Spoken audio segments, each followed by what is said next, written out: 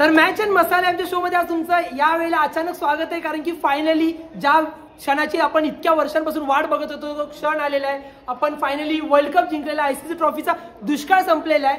भारतानं फायनल मध्ये दक्षिण आफ्रिकेवर विजय मिळवत फायनली T20 विश्वचषक घरी आणलेला आहे. न्यूझीलंड मध्ये बघू शकता सर्वांकडे किती उत्साह आहे.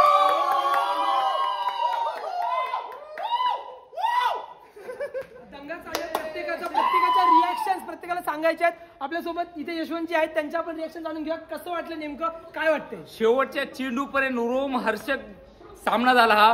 प्रत्येक चेंडूवरती आपण काय होईल काय नाही याची चिंता भासत होती, पण शेवटच्या क्षणापर्यंत उत्सुकता ताणलेली मॅच भारताच्या पडद्यामध्ये पडली आणि भारताने हा रोमहर्षक विजय 7 धावांनी जिंकला. खरं तर T20 वर्ल्ड कप हा आपल्याकडे दुसऱ्यांदा आल्यामुळं फारच आनंदाचं वातावरण आहे. अगदीच. आणि इकडे आपल्यासोबत पद्मेश पण आहे. पद्मेश म्हणजे ते तुम्ही बघू शकता, पद्मेश आणि आम्ही जर्सी मध्ये, याचा अर्थ किती एक्साइटेड होतो. पद्मेश, काय सांगशील, मॅच कुठे टर्निंग पॉईंट काय वाटतंय? नक्कीच आपण बघितली क्लासेनची जी विकेट पडली ती एक मोठा टर्निंग पॉईंट होता. त्याचबरोबर आपण बघितलं की मिलरला खेळून दिले नाही, मिलरला खेळून दिले नाही, त्यामुळे भारताचा विजय. आणि त्याचबरोबर आपण बघितलं तर कॅच झाली ती सूर्यकुमार यादवची, ती एक महत्वाचा पॉईंट होता.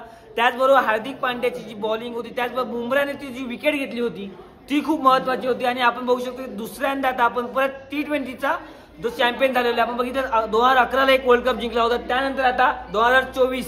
याचा अर्थ आपण बघू शकतो की किती वर्षांनी आपण वर्ल्ड कप जिंकलेला आहे. आणि जर पद्मेशचा आवाज थोडासा क्लिअर नसेल आला तर तो ओरडून असा झालेला आहे, तुम्हाला सांगतो.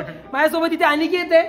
अनिकेतचा तुम्ही मगाशीच आनंद बघितला असा, जसं ओरडत होता, त्यामुळे त्याच्या फिलिंग्स काय सांगायच्या शब्दात गरज नाही. तरी पण म्हणजे आजचा मुकाबला खूप थ्रिलिंग होता, थ्रिलर होता. माझे शब्द निघत नाही तोंडातून. खूप मस्त मॅच झाली आज. एवढी टफ मॅच झाली ना की वाटलेलं की मॅच आपण हारलोय, पण एंड मुवमेंटला बुमरा आणि हार्दिक पांड्याने जी विकेट क्लासेनची घेतली त्याच्यावर पूर्ण मॅच फिरलेली आहे. आणि आपण वर्ल्ड कप T20 रोहित शर्माच्या कॅप्टनशिप मध्ये फायनली जिंकलोय.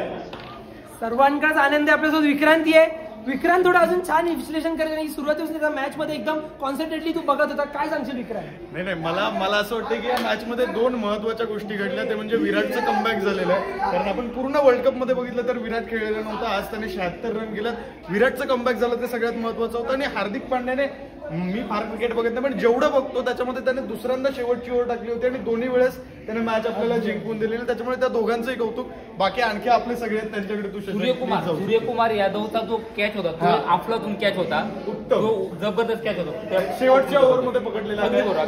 तो जर कॅच नसता तर 6 केला असता, मॅच फिरली असती. मिलर आउट नसता, त्याला मिलरचा कॅच होता, त्यामुळे तो कॅच तर जबरदस्तच होता. आणि इथे या सगळ्या दंग्यात आपल्याकडे बरोबर एक मुंबईकर आणि मुंबईकर कर्णधाराने वर्ल्ड कप आणलेला आहे. वेदांत, काय वाटतंय नक्की?